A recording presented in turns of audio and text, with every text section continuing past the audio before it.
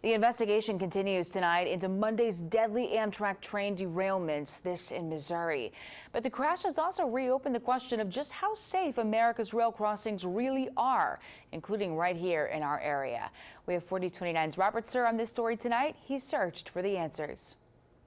For here in rural Benton County at what is considered a passive railroad crossing. We're outside of Garfield, and it's passive for several reasons. One, you have the railroad crossing box, and two, you simply just have a stop sign. There's no lights, there's no gates, and railroad officials I talked with told me simply because there's no lights or gates does not make a crossing unsafe. It's an unmistakable sound. A train crossing sounds like no other. It shakes the earth as it rumbles by. And while many of us cross the tracks safely every day, there are times when tragedy strikes, like it did Monday in Missouri when an Amtrak train hit a dump truck at a crossing without gates. Here in Northwest Arkansas, the Arkansas and Missouri Railroad mostly runs the show.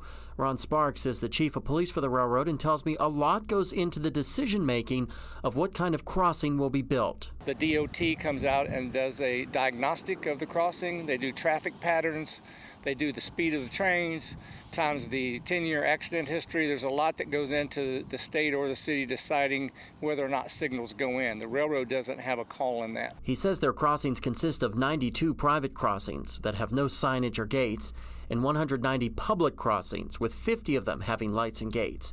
But what most people don't know is the state or individual city has to foot the bill for most crossings, and they come with a hefty price tag. A crossing gate with fully functioning quad gates on all four corners is around $250,000 to install. Meaning it's nearly impossible to install gates at every crossing. But even with lights and gates, accidents still happen.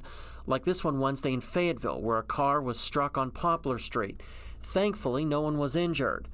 Thankfully, some help could be on the way as the Biden administration announced Thursday over $500 million in new federal funding to continue to improve safety at crossings.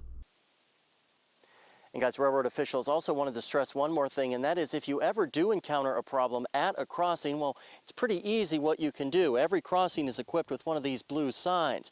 You simply call the number that's on the sign, provide them with the special crossing code. That way they know where the crossing is and where to send help. Outside of Garfield, Robert Suhr, 4029 News.